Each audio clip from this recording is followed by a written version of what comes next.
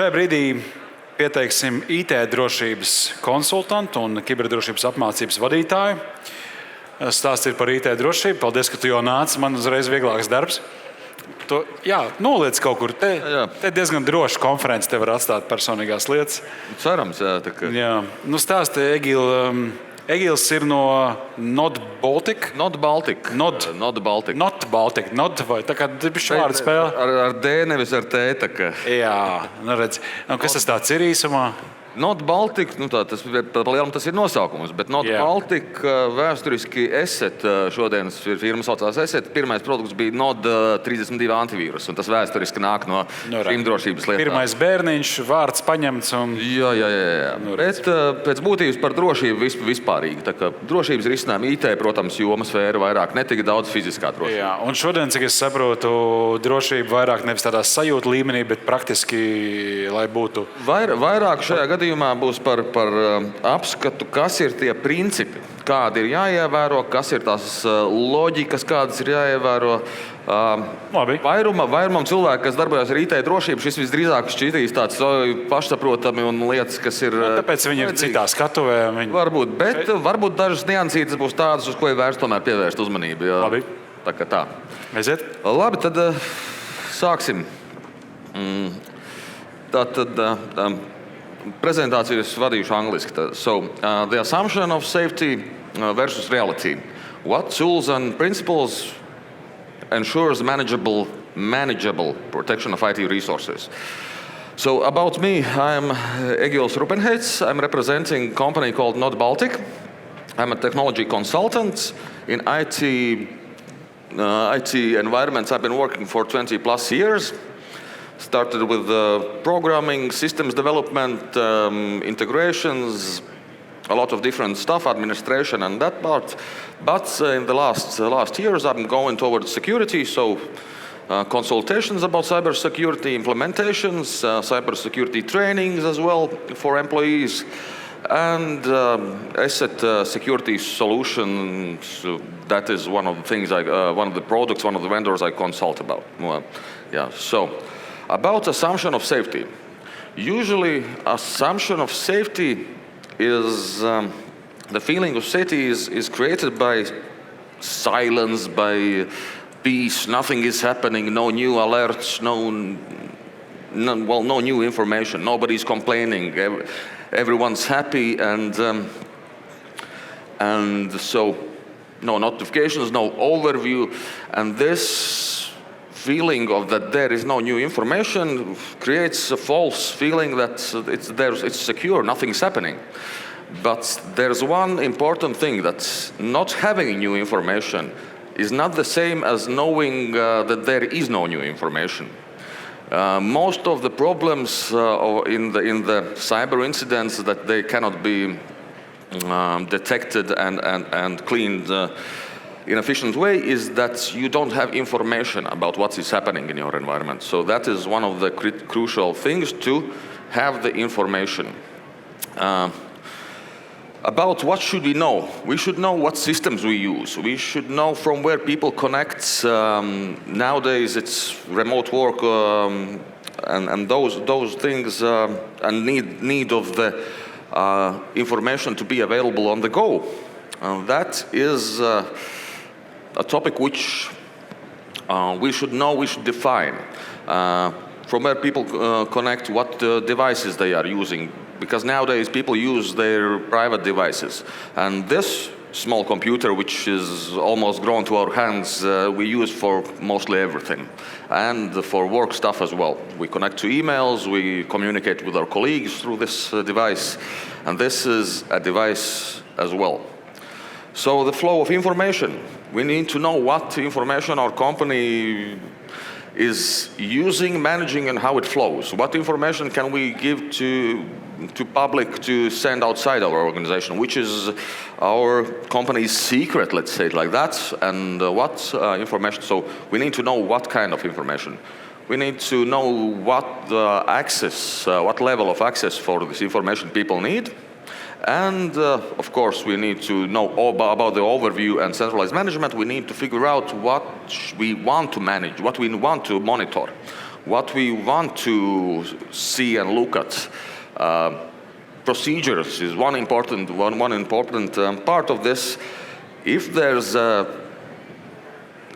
disaster, there needs to be a procedure, a plan which can be followed by not only one person, but mostly anyone in the department, who can take this procedure, follow these steps, and remedy the situation. About the notifications, what we want to get notified about, and of course the reports and statistical observations. About statistical observations, there is one nuance which I like to mention. Usually from statistical observations, we can detect and predict quite a few potential incidents that are growing, that are coming in. For example, if we have an environment of computers, of workstations, and suddenly in 1 week, on one workstation, there's a number of detections, they all are resolved because there is a great security solution on the workstation. They are all resolved. Everything is green and safe. But the indication that there has been precedence of detections on this one device means that either this device has some misconfiguration, or the user who is working at this device, maybe it's a spear phishing at a campaign which is targeted to this user. And so you need to look at that. Maybe you need to talk to the person and see, clicking in links received an email or something like that. So statistical observation of what is happening is an important part of security as well. But this slide, the main thing is basically having a list in a way. So sometimes having a list is the first step in security. And after finishing this presentation, I thought to myself, this is basically a list of the lists. What kind of things you need to think about, what kind of actions you should take, and what kind of tools you need to use. About what should we defend? If we have these lists of accounts, for example, we protect them with multi-factor authentication. Devices, security software. Security software, of course, some brand or vendor whom you trust, who follows tendencies, who has implemented modules of detection that works with zero-day threats and everything that is coming nowadays. Systems. About the systems, the main thing we need to look at is access control.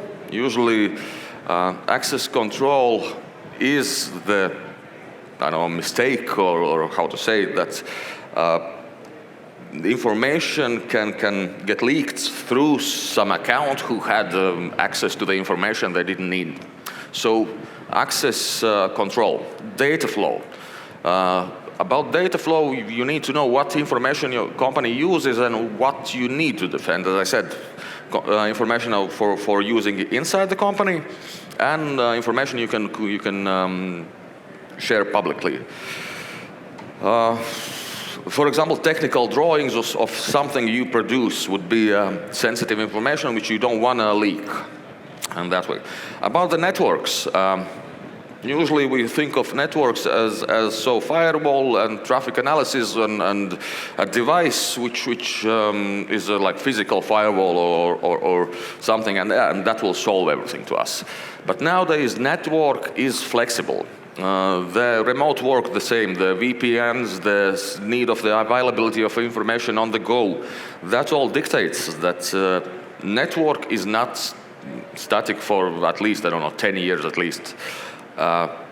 People, we need to train people, defend in a sense, we defend people, but we can do this with training.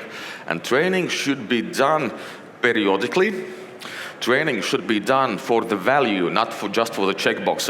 We did this year, we did the training, oh, that's great. And who remembers something from the training?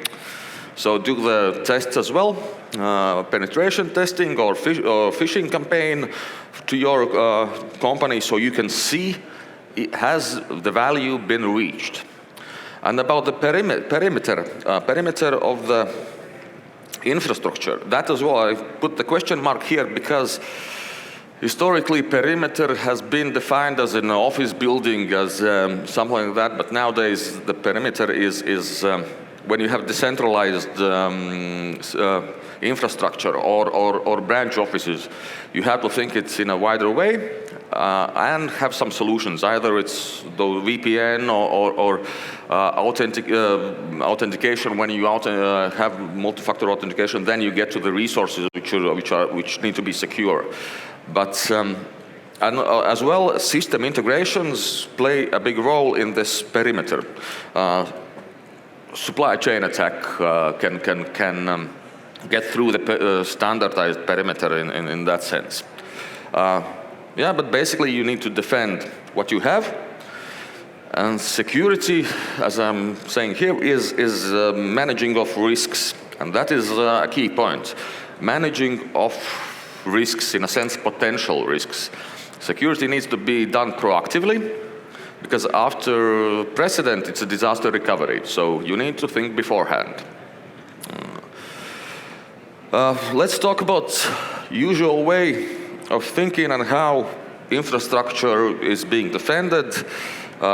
This is how it comes from the history. So usually, historically, some years ago, so we have an office building, we have some servers, some systems, some data servers, and we protect this infrastructure. As I said, now the static infrastructure is becoming the thing of the past, and that's not enough. So, in a way, small and medium businesses, which have, for example, decentralized management, they don't even have an office.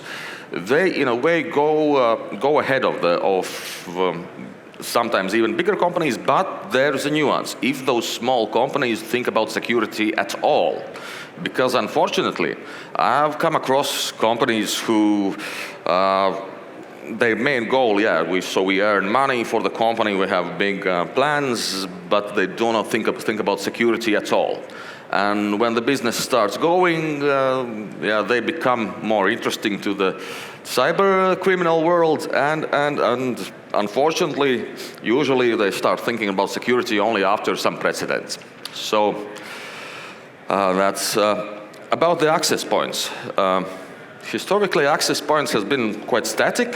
As I mentioned, nowadays you need to access your information from on the go, from anywhere. You go into the client and you need the latest information on statistics for the sale pitch or instructions for some specific product or configuration nuances. You need the information on the go. So access points. Access points can also be defined as devices from where you get access. You can restrict access to systems and information from just our trusted devices. So if you have an option and company can issue company's devices, very good solution. And here again comes into this approach. Either you do whitelist or blacklist. And this comes with devices also. Will you allow to connect to your email, to your company's email from personal private device? If it's a personal private device, usually they have social network accounts on there and a lot of private stuff. And if a person receives a message in a social profile, in a social network from a person he or she knows, whose account been hacked, and gets a link with a malicious software, device is infected. And if from this device they have access to company's resources, so this can be compromised. So the devices from which they use and the division between work and private life should be in a way taught to employees, documented and thought about in a sense. Classification of information, this one I mentioned a couple of times before already, about so what information is important for company, what we use daily, who needs to access this information, and basically this is a big load of work. if you don't have a solution for that. And there are some DLP solutions which does this analysis on their own. So they identify what kind of data flow happens in your network and categorizes already. Of course, there are some nuances that if it's a specific situation, you need to look at the categorizations and configurations and adjust them. But basically, tools can help with the classification of information as well. And administrator rights, that is one big, still a problem. I'm happy to see that in larger companies, this is directed by procedure that you cannot use those general accounts. But the thing is that people use the same account. Administrators, the department, they have one main account. Everybody knows the password. Everybody's using this account. And when something happens, they cannot figure out which one of the department did this. So administrator account and an administrator access. Who needs access to the administrator rights on their devices, on laptops, on even on phones if they have been issued by the company?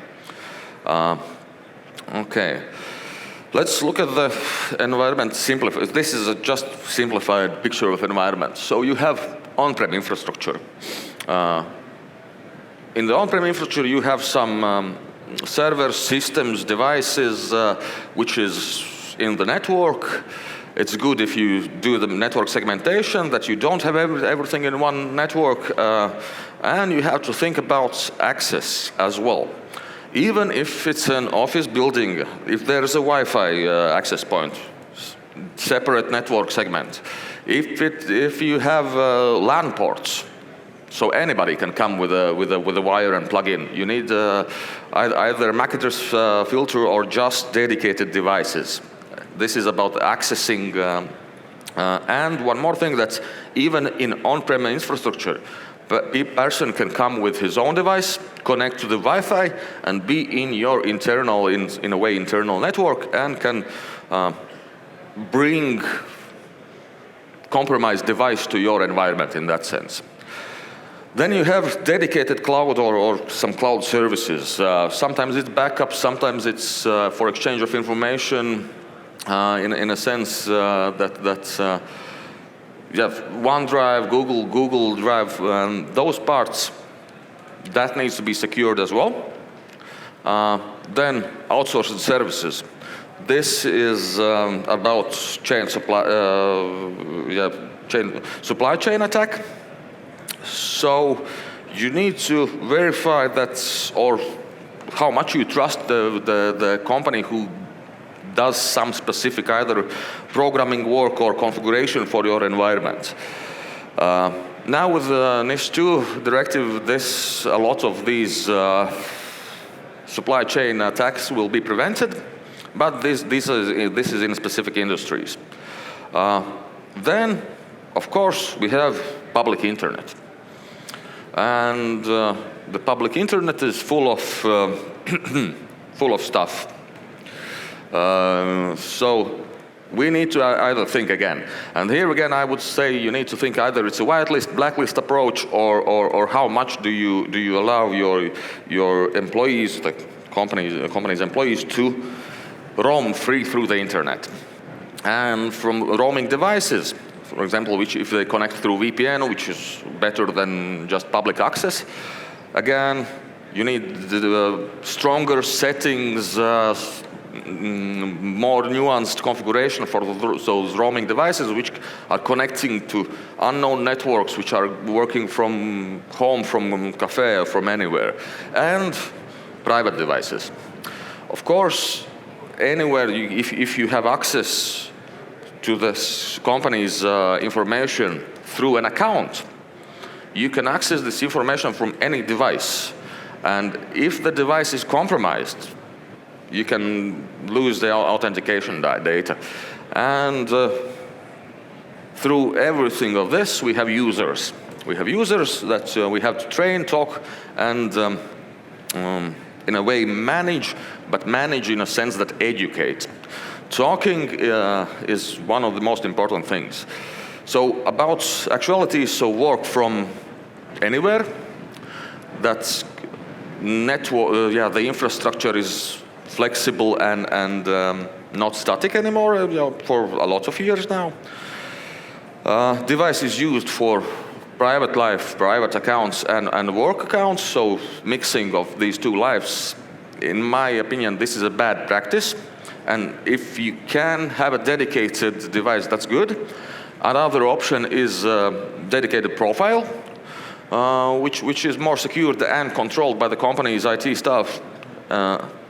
Then what comes into play, this need for availability on the go to access the information from anywhere. The next thing is could be a topic of discussion. I put it in because I thought of this as an interesting way.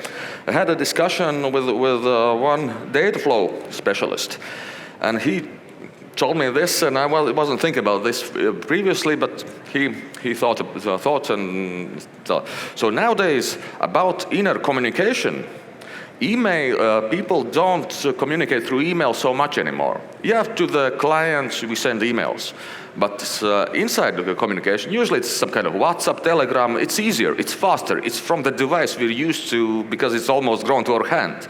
And most, I believe, if you look at yourselves, probably you talk about your work stuff and do some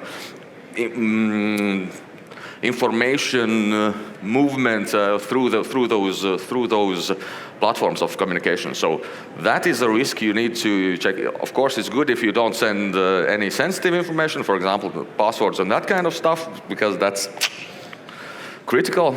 And but that is a question of topic of discussion, and this is coming. This is a tendency for younger and younger people. That's so. One other thing, targeted and zero-day attacks.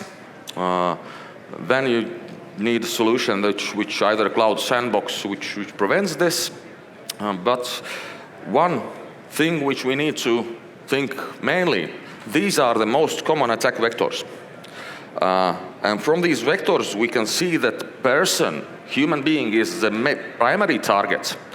And through this person, malicious actors get into the environments and do bad stuff. So, person, not device, becomes the first target. We can remedy this with training, education, personnel. One very important thing, show example. In a sense, if a department head can not follow the procedure, then the employee will see this. You need to be strict. If we have a procedure, everyone, even the boss, have to follow the procedure. This is importance of security. And this is a mindset which needs to be, I don't know, like cut in stone, or how to say it.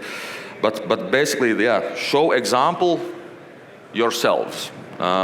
And inform your coworkers, or even provide some tools for their own private life safety.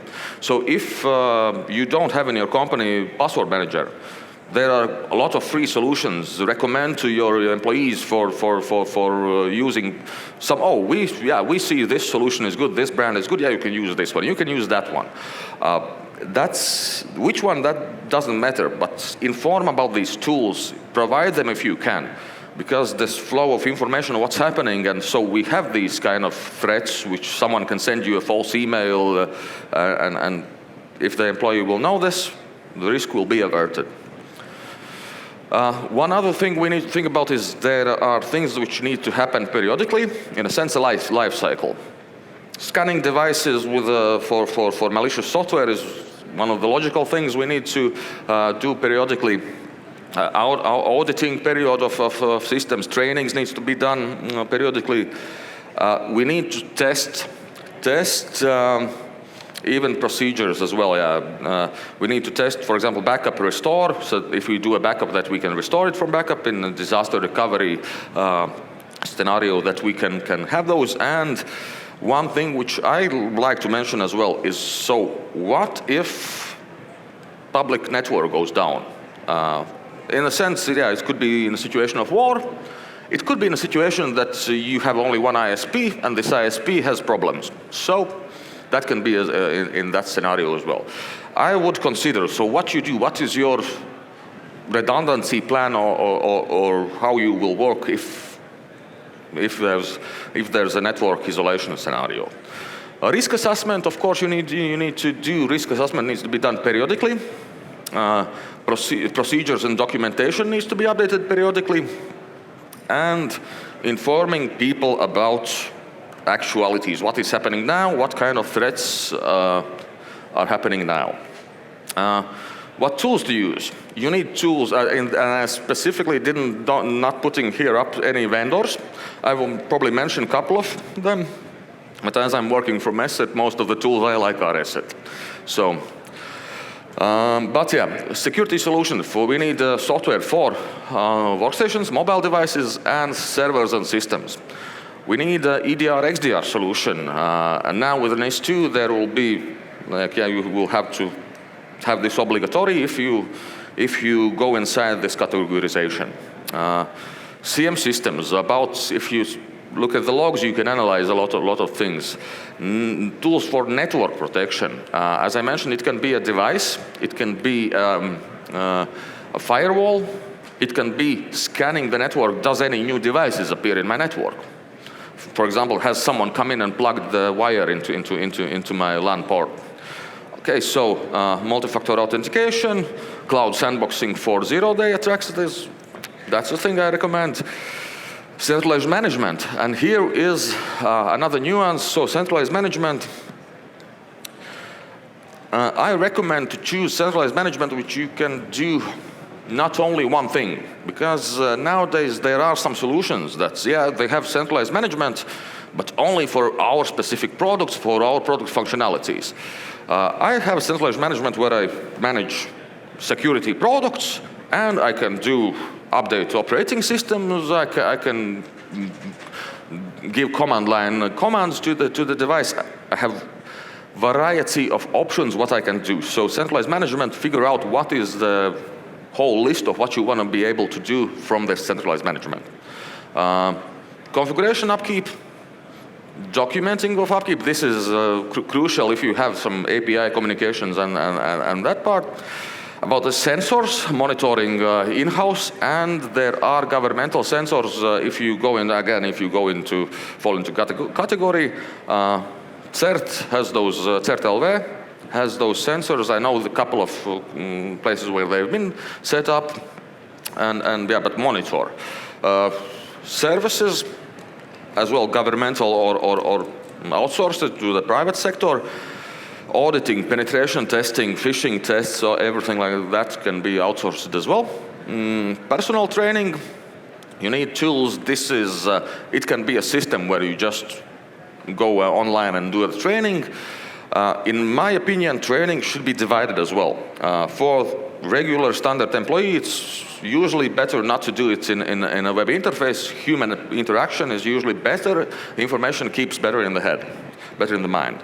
For IT staff, it's better to do practical education, practical trainings, in a sense, some laboratory of some scenarios, some analysis of precedents.